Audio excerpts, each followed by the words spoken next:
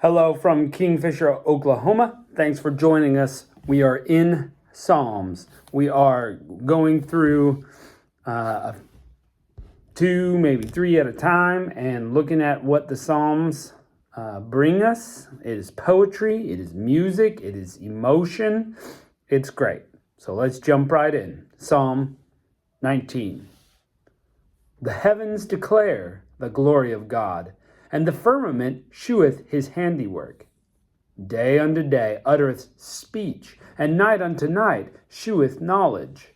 There is no speech, nor language, where their voice is not heard.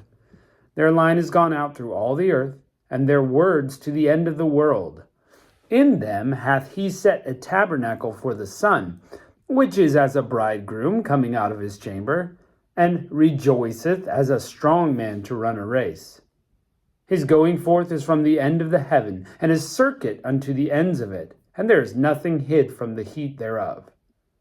The law of the Lord is perfect, converting the soul. The testimony of the Lord is sure, making wise the simple.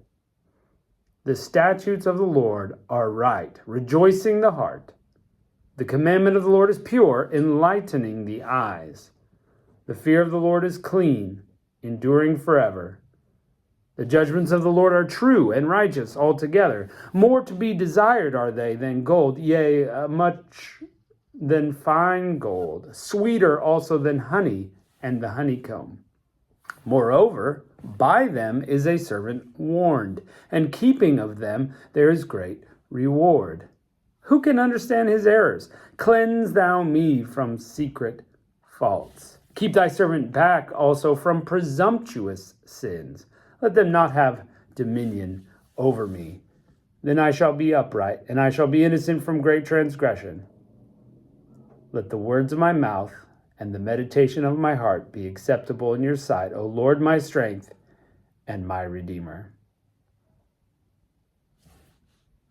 I like this one. Pretty famous. Some of the lines in here are super famous. The heavens declare God's work.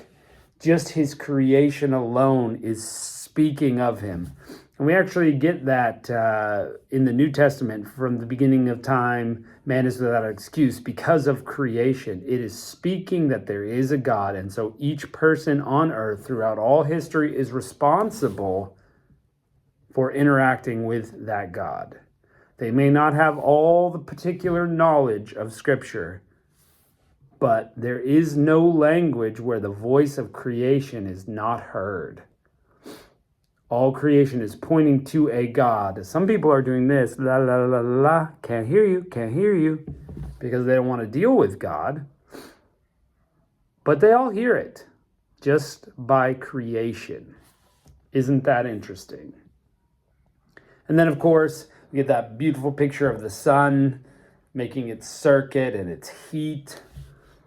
And the fear of the Lord is clean, enduring forever. Yeah. Let the words of my mouth and the meditation of my heart be acceptable in your sight. God, help me do the right thing. Wonderful. Great psalm. Loved it.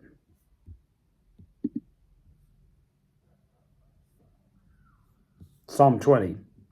The Lord hear thee in the day of trouble. The name of the God of Jacob defend thee.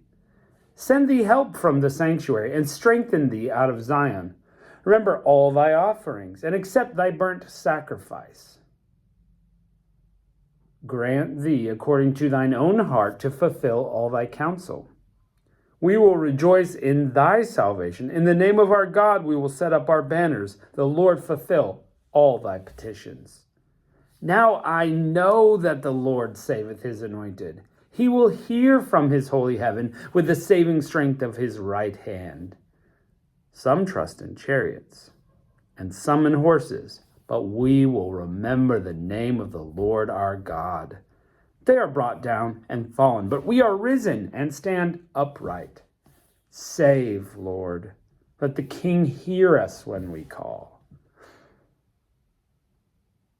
This is a great example of the style of poetry that is so common through the Scripture, and that is that it will say a thing and then re-say it kind of from just a slightly different angle.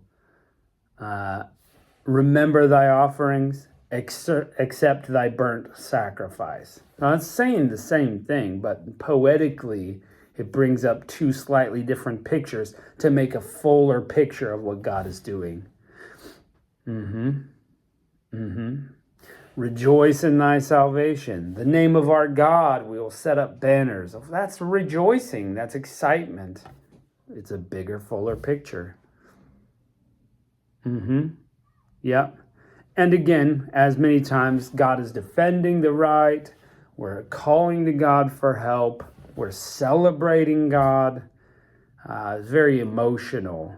Save us, Lord. Let the King hear when we call.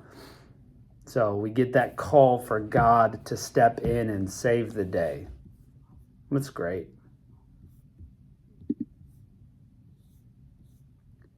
Psalm 21.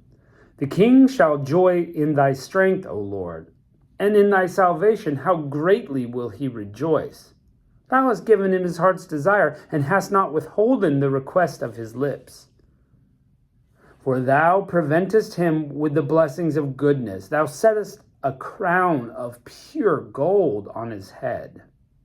He asked life of thee, and thou gavest to him, even length of days forever and ever. His glory is great in thy salvation. Honor and majesty hast thou laid on him. For thou hast made him most blessed forever, and thou hast made him exceedingly glad with thy countenance. For the king trusteth in the Lord, and through the mercy of the Most High he shall not be moved. Thine hand shall find out all thine enemies. Thy right hand shall find out those that hate thee. Thou shalt make them as a fiery oven in the time of thine anger. The Lord shall swallow them up in his wrath, and the fire shall devour them. Their fruit shalt thou destroy from the earth, and their seed from among the children of men. For they intended evil against thee. They imagined a mischievous device, which they are not able to perform. Therefore thou shalt make them turn their back, and thou shalt make them ready thine arrows on strings against the face of them. Be exalted, O Lord, in thine own strength, so we will sing and praise thy power.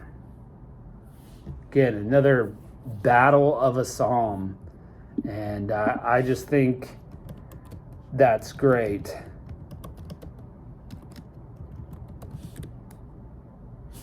I think it's great because we see God victorious, and that they are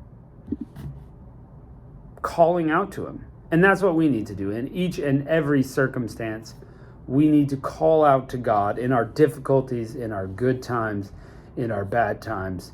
We need to call out to God. I also wanted to tell you that David wrote all of these Psalms. He's credited with it that we've read so far, except for Psalm 1 and 2. They're not sure who wrote those. But David was the one credited with writing these. And so we just kind of see that it boils down to, David in his life was often surrounded by enemies. And so he, the king, as it said, the king trusteth in the Lord. He's the king. He trusts God to take care of him. And of course, that's the right thing to do. Good job, David. But he's writing out of his need. And so we can, of course, pray these. We can, of course, pray these Psalms as we're going through problems, because David himself wrote them out of trouble and difficulty.